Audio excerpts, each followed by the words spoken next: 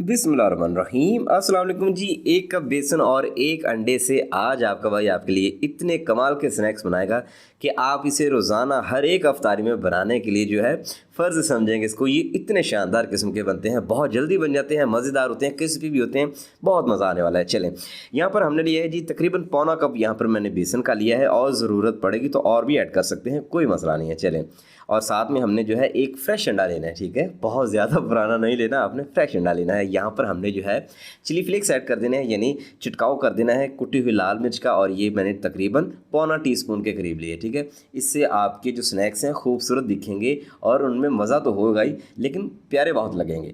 चलें, अब क्या करेंगे जी, अब हमने यहाँ पर कुछ स्पाइसेस ऐड करने हैं जो कि आपके किचन के हैं। सबसे पहले अहम चीज़ जो आप जब स्नैक्स खाएंगे ना, तो ये है जी अजवाइन। ये आपको अफारा नहीं होने देगी, ब्लॉटिंग नहीं होने देगी, गैस नहीं होगी आपके मैदे में, और आसानी से ये स्नैक्स जो है हजम हो जाएंगे। हाफ़ टी स्पून के करीब ऐड कर देंगे, बहुत ज़्यादा ऐड नहीं करनी वरना ये कड़वे हो जाएंगे। चलें, और साथ में हाफ़ टी स्पून हमने जो है खुश्क धनिया का पाउडर ऐड कर देना है। साथ में हमने हाफ़ टी स्पून के करीब ही नमक ऐड किया है। आप एंड पे चेक के अपने टेस्ट के अकॉर्डिंग इसको कम या ज़्यादा कर सकते हैं जब आपने इसको तैयार कर लेना है, ठीक है, इसको इस डो को आपने। चलिए, साथ में हमने लिया है 1/4 टीस्पून लाल मिर्च का पाउडर, और इतनी ही मिकदार में हमने हल्दी को ऐड कर दिया है खूबसूरती के लिए, अच्छे कलर के लिए। और साथ में हमने साबुत सफ़ेद ज़ीरा ऐड किया है, ये तकरीबन मैंने हाफ़ टी स्पून के करीब ही लिया है। जब आप ये स्नैक्स खाएंगे, जब आपके दांत के नीचे आके ये पिसेगा ना ज़ीरा, तो और भी मज़ा आएगा इंशाल्लाह। चलें, थोड़ा थोड़ा पानी ऐड करते जाएंगे और इसको जो है आपने मिक्स करना है। ये इसमें हमने अंडा ऐड करना है। तो ये जो बेसन है ना, ये कोशिश करेगा कि ये गुठलियाँ इसमें बनाए, लेकिन आपने जो है इसको लम्स फ्री बनाना है, इसकी गुठलियों को ख़त्म करना है, और इसकी कंसिस्टेंसी का आपने ख़ास कर ध्यान रखना है, ठीक है। चलें, अब क्या करेंगे, थोड़ी थोड़ी मिकदार में पानी ऐड करते जाएंगे, और कंसिस्टेंसी मैं आपको अभी दिखाता हूँ आगे जाके कि कितनी होनी चाहिए। आपने इतनी ही रखनी है, तो बेहतरीन तरीका है कि पानी थोड़ा थोड़ा करके ऐड किया जाए, बजाय इसके कि आप एक ही दफ़ा से हाफ़ कप या 1.5 कप या 1 कप ऐड कर देंगे तो फिर ये काफ़ी पतला हो जाएगा। सो इसलिए बेहतरीन हल ये है कि 4-4, 3-3 या मैक्सिमम 5-5 टेबल स्पून आप इसमें जो है ऐड करें। फिर उसके बाद जो है कंसिस्टेंसी का अंदाज़ा लगाना आपको आसान होगा। चलें, ये देखिए जी, इतनी थिकनेस इसकी जो है होनी चाहिए, ना बहुत ज़्यादा रनी हो ना बहुत ज़्यादा थिक हो। चलें जी, अब हमने लिया है जी एक आलू, मैं एक आलू से बनाने जा रहा हूँ। इतनी आसान सस्ती रेसिपी है, आप चाहें 2 आलू से, 3 आलू से, 4 आलू से बनाएं, वो आपकी मर्ज़ी। अच्छी तरह से मैंने इसकी मट्टी शट्टी को उतारा है, धोया है, और इसको हमने जो है पील ऑफ किया है। चलिए, अब क्या करेंगे जी, आलू रख के ना आपने पील ऑफ करने के बाद एक बार इसको लाजमी आपने धो लेना है, ठीक है। गर्दों को बाहर थोड़ी सी लग ही जाती है, एक साइड से थोड़ा सा इसका टुकड़ा जो है आपने उतार देना है, और उसी साइड से आपने जो है इसको नीचे लगा देना है। अब क्या होगा कि ये फिसलेगा नहीं, ठीक है। ये छोटी छोटी बातों का ध्यान रखा करें, ये आपके काम की बातें हैं। स्ट्रिप्स काट लेंगे, यानी आलूओं को लंबा लंबा काट लेंगे इस तरह से, ना बहुत ज़्यादा आपने पतला काटना है। पतला काटेंगे तो ये पापड़ से बन जाएंगे, और अगर मोटा काटेंगे तो ये फिर जो है फ्राई नहीं होंगे। और इनकी कटिंग का आपने ख्याल रखना है, एक जैसी इनकी कटिंग होनी चाहिए, ठीक है। जैसे आपने पहली स्ट्रिप काटनी है पोटैटो की, लास्ट वाली भी उतनी ही थिकनेस की होनी चाहिए।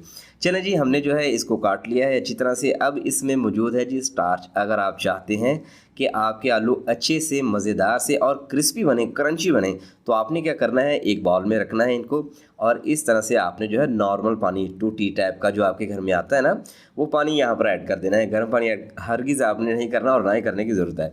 चलिए, पानी ऐड करेंगे और इसको हिला जुला देंगे। ये जी, ये देखें, पानी जो है थोड़ा सा धुंधला है। जब तक ये क्लियर नहीं ना हो जाता, तो आपने जो है 2 से 4 पानी से ना, खुले पानी से आपने इसको धो लेना है 2-4 बार।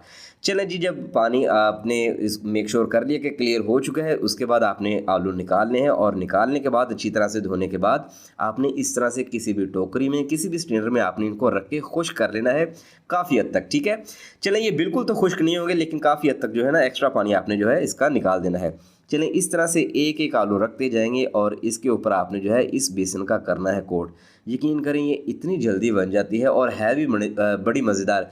रमज़ान में कम टाइम होता है, जब आप इसको ट्राई करेंगे तब आपको अंदाज़ा होगा। ये देखें जी, थिकनेस इतनी होनी चाहिए कि ये आलू के ऊपर स्टे करे। आलू का स्टार जो है ना, पानी थोड़ा सा डिस्टर्ब करेगा, लेकिन थिकनेस जो है ना, आपने कंसिस्टेंसी जो है आपने बेसन की थोड़ी सी गाढ़ी रखनी है। चलें, अब गर्म ऑयल में आपने जो है मीडियम टू हाई फ्लेम पे इसको ऐड करते जाना है, लेकिन जो ही आपने 1 बाय 1 आलू रखते जाना है ना, इसके बाद तो आपने 1 मिनट के बाद जो है ना फ्लेम को कम लाजमी करना है, ये टिप आपने लाजमी याद रखना है, क्योंकि हमने बेसन के अंदर अंडा ऐड किया तो अंडा बहुत जल्दी पक जाता है। ठीक है, ये ना हो कि अंडा बाहर से पक जाए, आपको ऐसे लगे कि इसके ऊपर खूबसूरत सा कलर आ गया, लेकिन अंदर से ये कच्चे रह जाए आलू, तो आलू को भी हमने लाजमी पकाना, क्योंकि अंदर से आलू जो है कच्चे, हमने इनको बॉयल वगैरह नहीं किया, तो इस चीज़ का आपने ख्याल रखना है।